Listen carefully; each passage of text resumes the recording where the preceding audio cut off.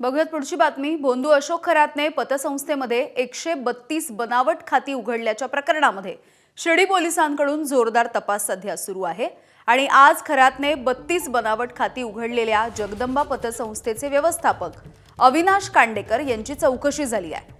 या 32 खात्यांच्या माध्यमातून 2,74,00,000 रुपयांचे व्यवहार झाल्याची देखील माहिती आहे। खरातने स्वतः सगळी कागदपत्रे देऊन ही खाती उघडली होती।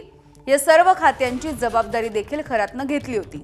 मात्र ज्यांच्या नावाने ही खाती उघडली गेली त्यांचा आणि पतसंस्थेचा कधीच प्रत्यक्ष संबंध आला नाही।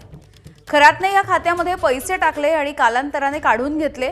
दरम्यान खरातच्या प्रभावामुळे माझ्याकडून चूक झाली अशी कबुली जगदंबा पतसंस्थेचे व्यवस्थापक अविनाश कांडेकर यांनी दिली आहे।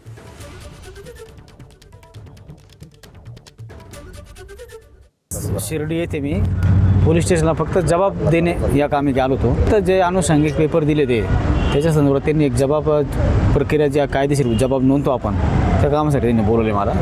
जे पतसंस्थेचे सर्व सोशल मीडिया आता झालेले सर्वांना माहिती आहे का अशोक खरात यांची जगदंबा पतसंस्थेत 2,74,00,000 रक्कम होती।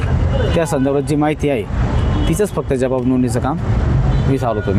32 अकाउंट होते ते वेगळ्या लोकांचे आहेत, वेगळ्या लोकांचे। प्रत्येक जणावर 4 किंवा 5 लाख ह्याप्रमाणे लिगल ते पैसे, जास्त हिवी रक्कम नाही ती प्रत्येकाची। एबीपी माझा, उघडा डोळे बघा नीट।